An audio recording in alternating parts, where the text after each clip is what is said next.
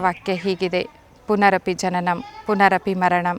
ಅಂದರೆ ಹುಟ್ಟಿದವನು ಸಾಯಲೇಬೇಕು, ಸತ್ತವನು ಹುಟ್ಟಲೇಬೇಕು. ಇದರಿಂದ ಅರ್ಥವಾಗುತ್ತದೆ ಪುನರ್ಜನ್ಮ ಇದೆ ಎಂದು. ಆದರೆ ಕೆಲವು ಧರ್ಮಗಳು ಈ ಪುನರ್ಜನ್ಮವನ್ನು ಒಪ್ಪಿಕೊಳ್ಳುತ್ತದೆ, ಇನ್ನೂ ಕೆಲವು ಧರ್ಮಗಳಲ್ಲಿ ಪುನರ್ಜನ್ಮದ ನಂಬಿಕೆ ಇಲ್ಲ. ಅನೇಕ ಪುನರ್ಜನ್ಮಗಳ ಕಥೆಗಳನ್ನು ನಾವು ವಾಹಿನಿಗಳಲ್ಲಿ ಕೇಳಿದ್ದೇವೆ, ಓದಿದ್ದೇವೆ. ಆದರೆ ಇದರ ಅನೇಕ ಸಂಶೋಧನೆಗಳು ನಡೆದಿದೆ.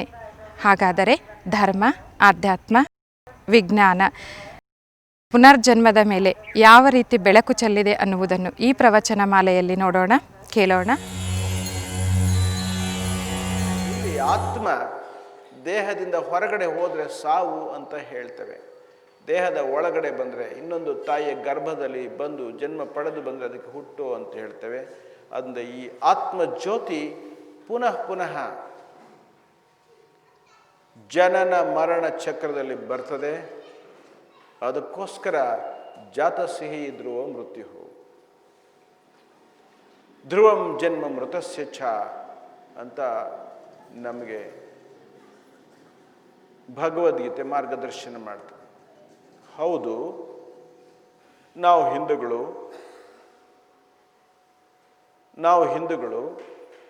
ನಮಗೆ ಭಗವದ್ಗೀತೆಯ ಮೇಲೆ ವಿಶ್ವಾಸವಿದೆ. ನಾವು ಪುನರ್ಜನ್ಮಗಳನ್ನು, ಪೂರ್ವಜನ್ಮಗಳನ್ನು, ಕರ್ಮ ಸಿದ್ಧಾಂತವನ್ನು ಒಪ್ಕೊಂಡಿದ್ದೇವೆ. ಆದರೆ ಇನ್ನು ಕೆಲವು ಅಂತಾರಾಷ್ಟ್ರೀಯ ಧರ್ಮಗಳಾಗಿರ್ತಕ್ಕಂಥವು, ಉದಾಹರಣೆಗೆ ಮಹಮ್ಮದೀಯ ಧರ್ಮ, ಅದು ಪುನರ್ಜನ್ಮವನ್ನು ಒಪ್ಪುವುದಿಲ್ಲ. ಮಹಮ್ಮದ್ಯರ ಕುರಾನ್ ಪುನರ್ಜನ್ಮವನ್ನು ಒಪ್ಪುವುದಿಲ್ಲ. ಹಾಗೆಯೇ ಕ್ರಿಶ್ಚಿಯನರ ಬೈಬಲ್ ಸಹ ಪುನರ್ಜನ್ಮವನ್ನು ಒಪ್ಪುವುದಿಲ್ಲ. ಆತ್ಮಕ್ಕೆ ಪುನರ್ಜನ್ಮ ಇಲ್ಲ. ಒಮ್ಮೆ ಜನ್ಮ ತಗೊಂಡ್ರಲ್ಲ, ನಿಮ್ಮ ಪಾಪ ಪುಣ್ಯಗಳು ಏನು ನಡೀತೋ ಆ ಶರೀರದಲ್ಲಿ ನಡೀತು. ಸಾವು ಕಂಡ್ರೆ ಶರೀರ, ಆತ್ಮ ಮಾತ್ರ ಅದು ಅಮರವಾಗಿ ಹಂಗೆ ಇರ್ತದೆ, ಪುನರ್ಜನ್ಮದಲ್ಲಿ ಬರೋಲ್ಲ. ಎಲ್ಲಿವರೆಗೆ ಬರೋಲ್ಲ ಅಂದರೆ, ಈ ಸೃಷ್ಟಿಗೆ ಒಂದು ಪ್ರಳಯ ಉಂಟು. ಕುರಾನ್ ಹೇಳ್ತದೆ, ಖಯಾಮತ್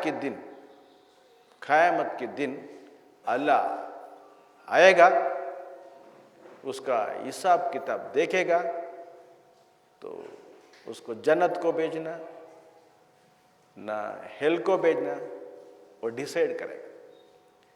ಅಲ್ಲ ಬರ್ತಾನೆ, ಆ ಖಯಾಮತ್ ದಿನ, ಪ್ರಳಯದ ದಿನ ಅಲ್ಲ ಬರ್ತಾನೆ.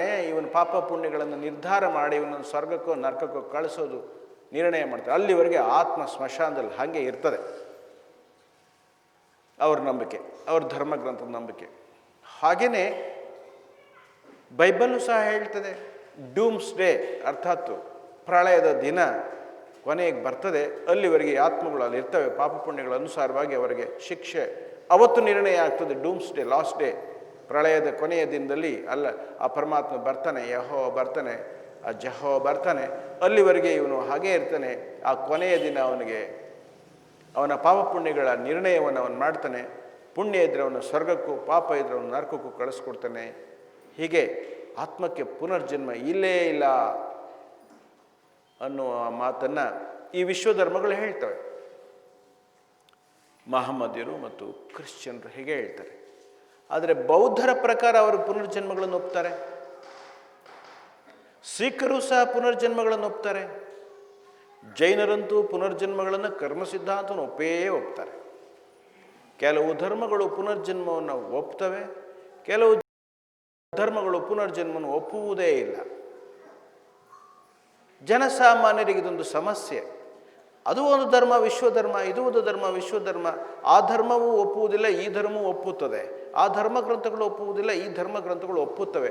ಹಾಗಾದರೆ ಇವೆರಡರಲ್ಲಿ ಯಾವುದು ರೈಟು? ಈ ಎರಡರಲ್ಲಿ ಯಾವುದು ಸತ್ಯ?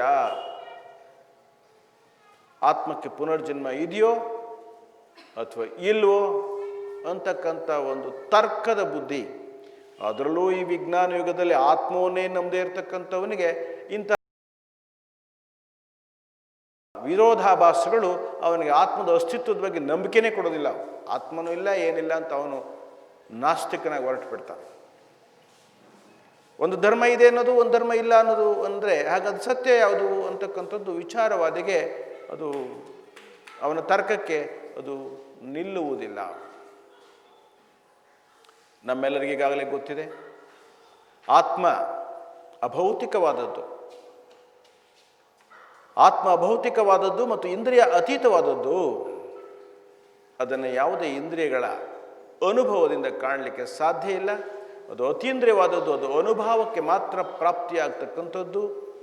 ಆದ್ದರಿಂದ ಹಾಗೆ ಅಗೋಚರವೂ ಅದೃಶ್ಯವೂ ದೃಶ್ಯಾತೀತವೂ ಅವ್ಯಕ್ತವೂ ಆಗಿರ್ತಕ್ಕಂಥ ಈ ಆತ್ಮಜ್ಯೋತಿಯನ್ನು ಹಾಗಾದರೆ ತಿಳಿಯುವುದಕ್ಕೆ ಏನಾದರೂ ವಿಜ್ಞಾನದ ಸಹಾಯ ಇದೆಯೇ? ಇವತ್ತೆಲ್ಲ ನಾವು ವಿಜ್ಞಾನಕ್ಕೆ ಮೊರೆ ಹೋಗ್ತೇವೆ, ವಿಜ್ಞಾನದ ಸಹಾಯವನ್ನು ಕೇಳ್ತೇವೆ. ಪ್ರತಿ ಮಾತಿಗೂ ನಮಗೆ ವಿಜ್ಞಾನ ಹೇಳ್ತದಾ?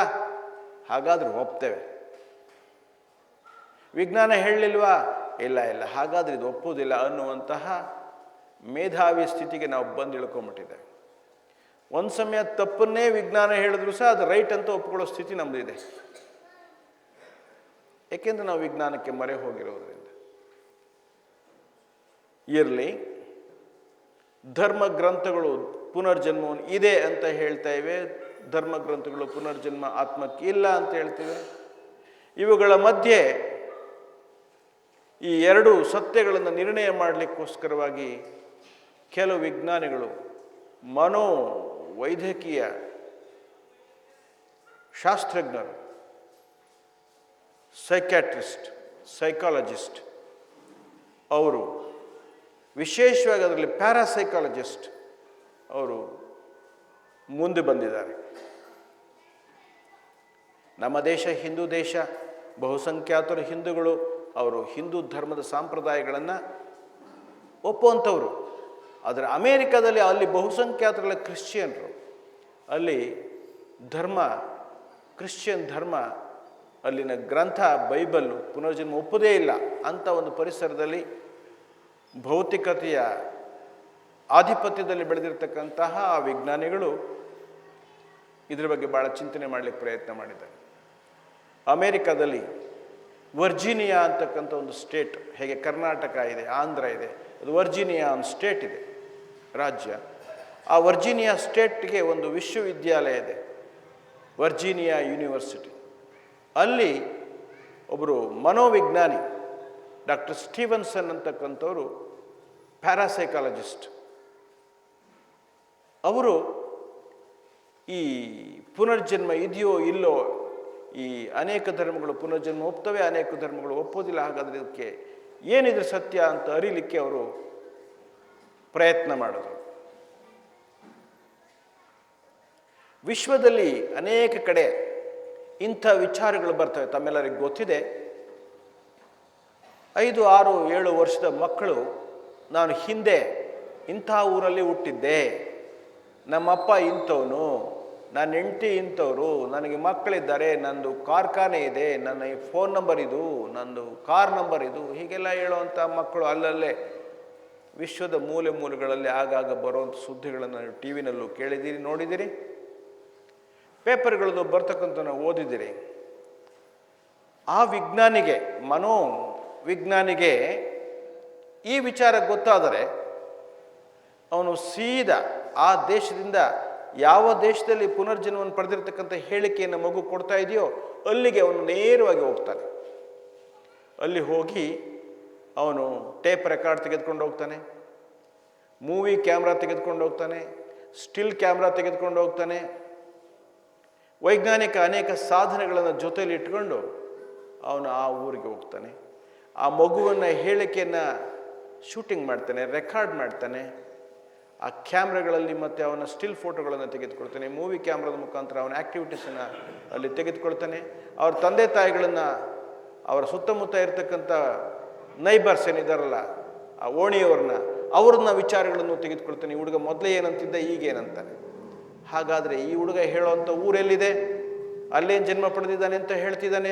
ಅಲ್ಲಿಗೆ ಇವ್ರನ್ನ ಕರ್ಕೊಂಡು, ಮಾತಾಪಿತೃಗಳಿಗೆ ಖರ್ಚು ಕೊಟ್ಟು ಅಲ್ಲಿಗೆ ಹುಡುಗನ ಕರ್ಕೊಂಡು ಅಲ್ಲಿ ಹೋದಾಗ ಹುಡುಗ ತೋರಿಸ್ತಾನೆ, ನೋಡಿ ಇದು ನನ್ನ ಮನೆ, ನಾನು ಇಂಥ ಸ್ಥಳದಲ್ಲಿದ್ದೆ, ಇವ್ರು ನಮ್ಮಪ್ಪ, ಇವ್ರು ನನ್ನ ಮಗ, ಇವ್ರು ನನ್ನ ಹೆಂಡ್ತಿ, ಇದು ನನ್ನ ಅಂಗಡಿ ಇಲ್ಲಿತ್ತು, ಅದ್ಯಾಕೆ ಇಲ್ಲಿ ಈ ಅಂಗಡಿ ಇವತ್ತಿಲ್ಲ, ಇದು ನನ್ನ ಕಾರ್ ಏನು ಮಾಡಿದ್ರಿ, ಆ ಹುಡುಗ ಕೇಳ್ತಾನೆ. ಅಲ್ಲಿನ ಆ ಸ್ಥಳಗಳಲ್ಲಿ ಅದು ಇತ್ತ ಇಲ್ವಾ, ಇಂಥವನಿದ್ದ ವ್ಯಕ್ತಿ ಇದ್ನ, ಅಂಥವನ ಹೆಸರು ಹಂಗಿತ್ತ, ಹುಡುಗ ಹೆಸರು ಹೇಳ್ಬಿಡ್ತಾನೆ, ನಾನು ಇಂಥವನು, ನನ್ನ ಹೆಸರು ಇಂಥದ್ದು ಅಂತ ಹೇಳ್ತಾನೆ. ಅಲ್ಲಿ ಹೋಗಿ ಅದನ್ನೆಲ್ಲ ಕರೆಕ್ಟಾಗಿ ಅಧ್ಯಯನ ಮಾಡಿದ್ರೆ ಹೌದು ಇಂಥವನು ಒಬ್ಬಿದ್ದ, ಹೆಂಗಿದ್ದ, ಅವನು ಹೇಳಿದ್ದೆಲ್ಲ ಮಗು ಸರಿ ಇದೆ, ಅವನು ಇಂಥ ಕಡೆ ಆಕ್ಸಿಡೆಂಟ್ ಆಗಿತ್ತು, ಅದಕ್ಕೋಸ್ಕರ ಅವನು ಸತ್ತಿದ್ದ. ಅಲ್ಲಿನ ಹೇಳಿಕೆಗಳನ್ನು ಕಲೆಕ್ಟ್ ಮಾಡ್ತಾನೆ. ಹೀಗೆ ದೇಶ ವಿದೇಶಗಳಲ್ಲಿ ಅವನು ಸಂಚಾರ ಮಾಡಿ ಅವನು ಈ ಸಿದ್ಧಾಂತಗಳನ್ನೆಲ್ಲ ಒಂದು ಥೀಸಿಸ್ ಆಗಿ ಅದನ್ನು ಸಂಗ್ರಹಿಸಿ ಅದನ್ನು ವಿಶ್ವವಿದ್ಯಾಲಯದ ಮಟ್ಟದಲ್ಲಿ ಅದನ್ನು ಪ್ರಸ್ತುತಪಡಿಸ್ತಾನೆ.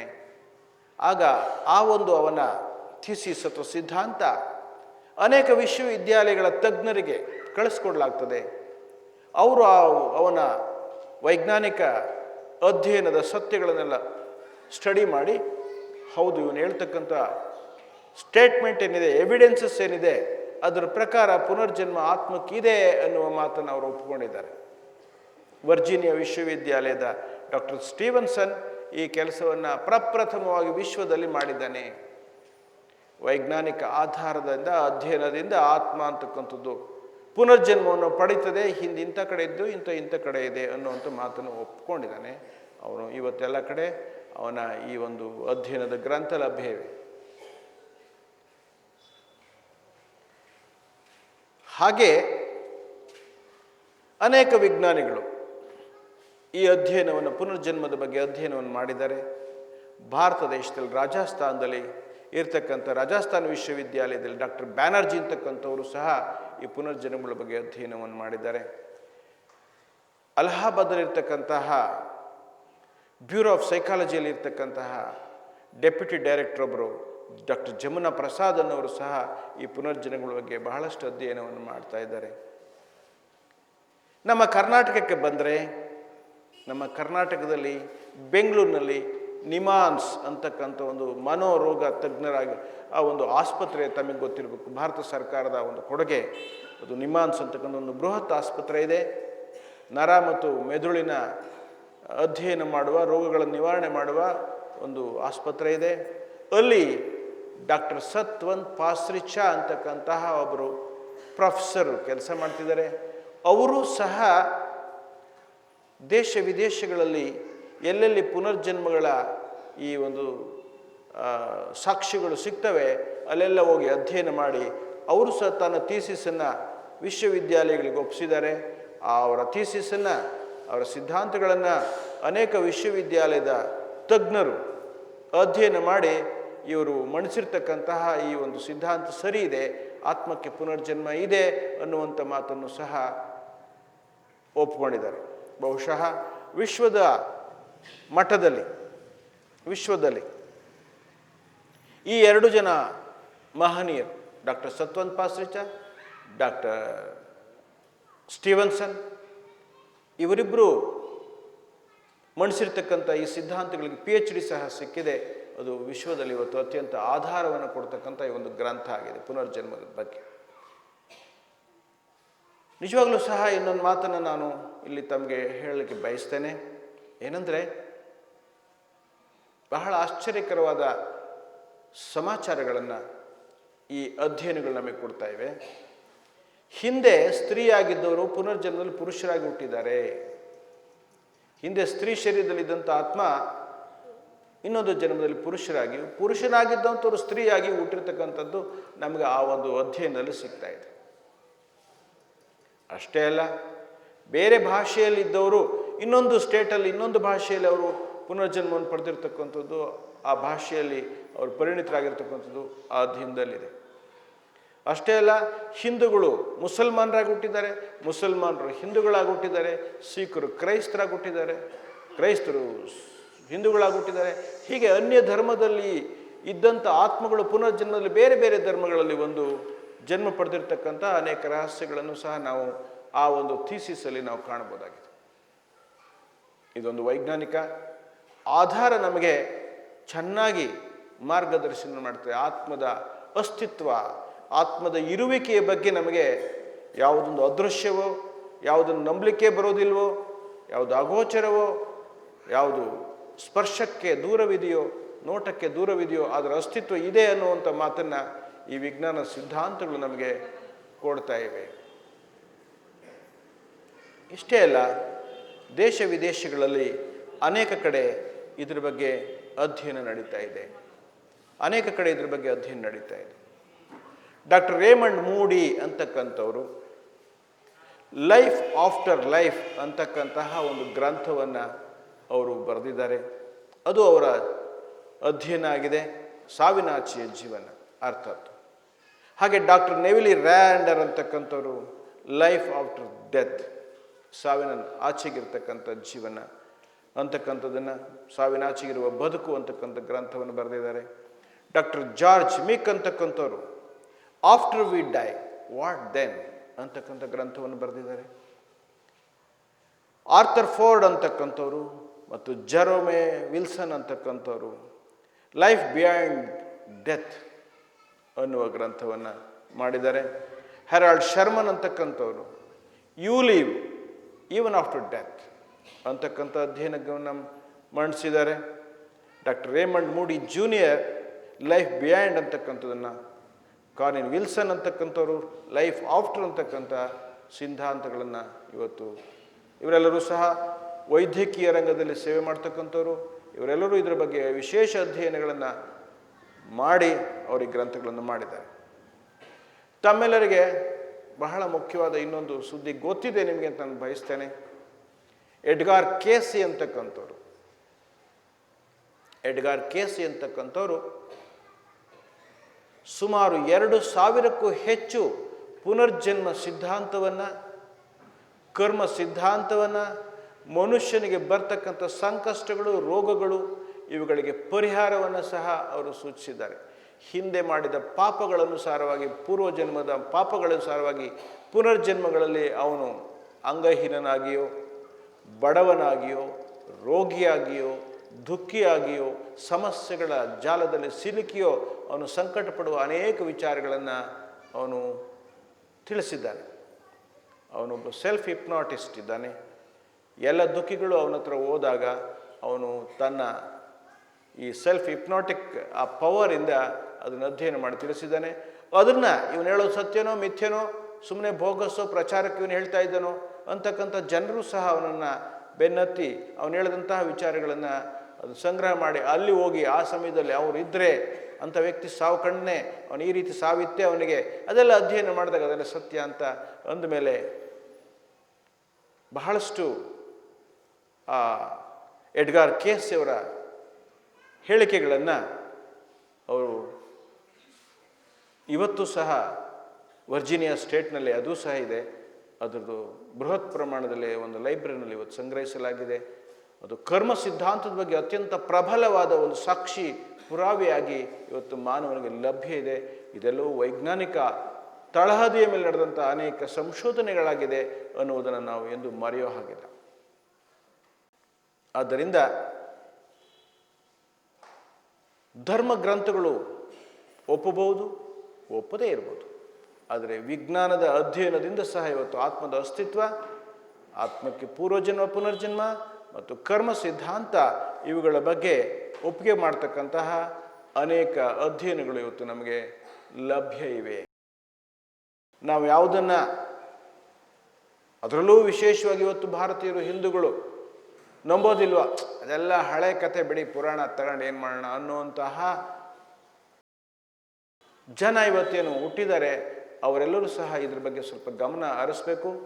ನಮ್ಮ ಭಾರತೀಯ ಸನಾತನ ಸಂಸ್ಕೃತಿ, ನಾಗರಿಕತೆ, ಪರಂಪರೆಗಳು ಯಾವುದನ್ನು ಹೇಳ್ತಾ ಬಂದಿದ್ದೋ, ನಮ್ಮ ವೇದಗಳು, ಉಪನಿಷತ್ತುಗಳು, ಗೀತೆಗಳು, ಅನೇಕ ಸಿದ್ಧಾಂತಗಳು, ಶರಣ ಸಾಹಿತ್ಯ, ದಾಸ ಸಾಹಿತ್ಯ, ಹಾಗೆಯೇ ಅಭಂಗ ಇತ್ಯಾದಿ ಏನು ಹೇಳ್ತಾ ಬಂದಿವೆ, ಅವುಗಳಲ್ಲಿ ಎಷ್ಟೊಂದು ಸತ್ಯ, ಜೀವನದ ಮೌಲ್ಯಗಳೆಲ್ಲವೂ ಅಡಕವಾಗಿದೆ ಅನ್ನುವಂಥ ಮಾತನ್ನು ನಾವು ಈ ಒಂದು ವೈಜ್ಞಾನಿಕ ಅಧ್ಯಯನದಲ್ಲಿ ಕಾಣಬಹುದಾಗಿದೆ. ಹಾಗೆಯೇ ಬಹಳ ಮುಖ್ಯವಾಗಿ ಮನುಷ್ಯ ಸತ್ತರೆ ಪುನರ್ಜನ್ಮದಲ್ಲಿ ಏಕೆ ಬರ್ತಾನೆ? ಮನುಷ್ಯ ಸತ್ತರೆ ಅವನು ಎಲ್ಲಿ ಹುಟ್ಟುತ್ತಾನೆ? ಅವನಿಗೆ ಆ ಮನೆತನದಲ್ಲಿ ಹುಟ್ಟಲಿಕ್ಕೆ ಕಾರಣ ಏನು? ಅವನಿಗೆ ಮುಂದೆ ಬರ್ತಕ್ಕಂಥ ಭೋಗ ಭಾಗ್ಯಗಳು, ಹೆಂಡತಿ, ಮಕ್ಕಳು, ಆಸ್ತಿ, ಐಶ್ವರ್ಯ, ದುಃಖ, ಮರಣ, ರೋಗ ಎಲ್ಲವೂ ಸಹ ತಾಯಿಯ ಗರ್ಭದಲ್ಲಿದ್ದಾಗಲೇ ಸಹ ಅವನಿಗೆ ನಿಶ್ಚಯ ಆಗ್ಬಿಟ್ಟಿರ್ತದೆ. ಆ ಮಗು, ಆ ಆತ್ಮ ಪುನರ್ಜನ್ಮ ಬರಬೇಕಾದ್ರೆ ತಾಯಿ ಗರ್ಭದಲ್ಲಿ ಪ್ರವೇಶ ಆಗಬೇಕಾದ್ರೆ ಅವ್ರ ಅಪ್ಪ ಯಾರು, ಅವ್ರ ಅಮ್ಮ ಯಾರು, ಮುಂದೆ ಅವನ ಭವಿಷ್ಯದ ಆಸ್ತಿ ಏನು, ಅವನ ರೋಗ ಆರೋಗ್ಯ ಇತ್ಯಾದಿಗಳೇನು, ಅಥವಾ ಅವನೆಲ್ಲವೂ ಒಂದು ಏನದು ಅವನ ಲೈಫು ಅನ್ನೋದು ನಿರ್ಣಯ ಆಗಿ ಆ ತಾಯಿಯ ಗರ್ಭದಲ್ಲಿ ಆ ಮನೆತನದಲ್ಲಿ ಅವನು ಜನ್ಮ ಪಡಿತಾನೆ. ಬಹುಶಃ ಈ ಮಾತು ಅನೇಕರಿಗೆ ಒಪ್ಪಿಗೆ ಆಗುವುದಿಲ್ಲ. ಒಪ್ಪಿಗೆ ಆಗೋದಿಲ್ಲ ಅಂದರೂ ಸಹ ಅವರಿಗೆ ಅದರಲ್ಲಿ ಅಧ್ಯಯನ ಇಲ್ಲ, ಅವರಿಗೆ ಅದು ಅರ್ಥ ಆಗಿಲ್ಲ, ಅವರು ಒಪ್ಪುವುದಿಲ್ಲ. ನಾನು ಒಪ್ಪಲಿಲ್ಲ ಅಂದ ಕ್ಷಣಕ್ಕೆ ಸತ್ಯವನ್ನು ದೂರ ಮಾಡಲಿಕ್ಕೆ, ಸತ್ಯವನ್ನು ಮುಚ್ಚಿಡಲಿಕ್ಕೆ ಯಾರಿಗೂ ಸಾಧ್ಯ ಇಲ್ಲ. ಆದ್ದರಿಂದ ಈ ಸತ್ಯದ ಅರಿವನ್ನು ಕಾಣಲಿಕ್ಕೆ ಹೋದಾಗ ಶರಣವಾಣಿಯೂ ಸಹ ನಮಗೆ ಅದು ಒಂದು ಮಾರ್ಗದರ್ಶನ ಮಾಡ್ತಾ ಇದೆ. ಅದ್ರ ಜೊತೆಗೆ ಜೀವನ ಸಿದ್ಧಾಂತವನ್ನು ಬೋಧಿಸ್ತಕ್ಕಂಥ ಅನೇಕ ಧರ್ಮ ಗ್ರಂಥಗಳ ಜೊತೆಗೆ ಜ್ಯೋತಿಷ್ಯ ಗ್ರಂಥಗಳಿವೆ. ಅವುಗಳು ನಮಗೆ ಸತ್ಯವಾದ ಮಾರ್ಗದರ್ಶನ ಕೊಡ್ತವೆ.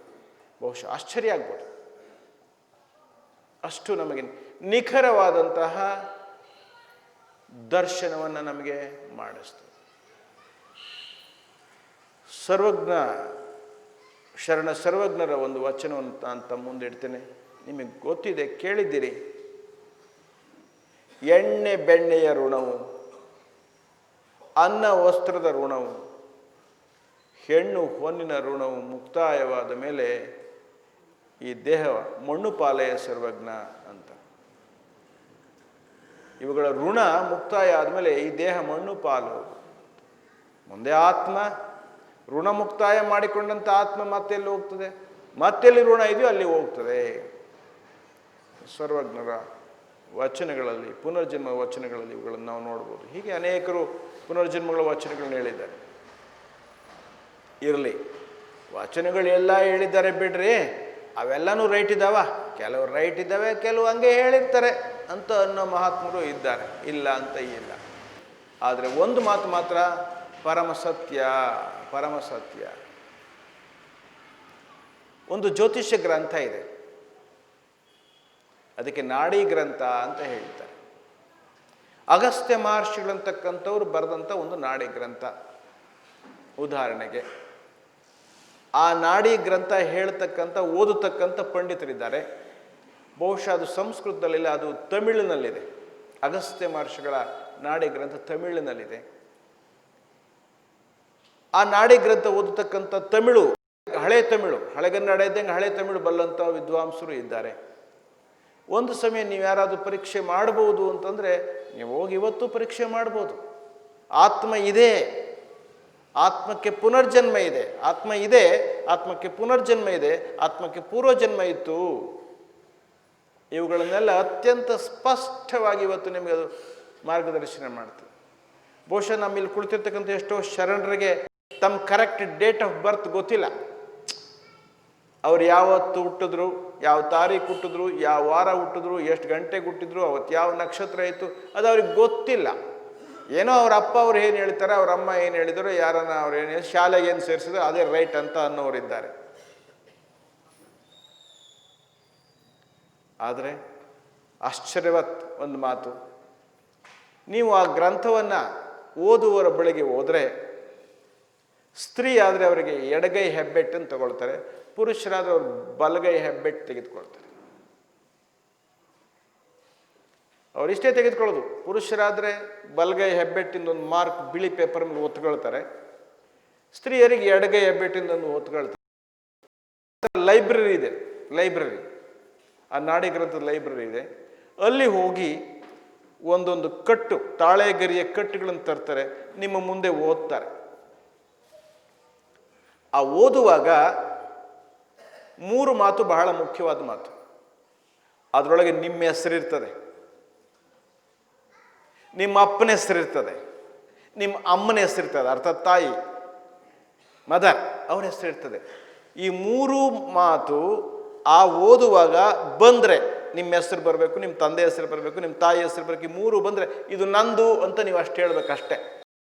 ಯಾಕಂದ್ರೆ ಅವನಿಗೇನು ಗೊತ್ತಿಲ್ಲ, ಓದೋವನಿಗೆ ನೀವು ಯಾವ ಊರು, ಎಲ್ಲಿಂದ ಬಂದ್ರಿ, ಏನು ಬಂದ್ರಿ ಅವನಿಗೇನು ಗೊತ್ತಿಲ್ಲ.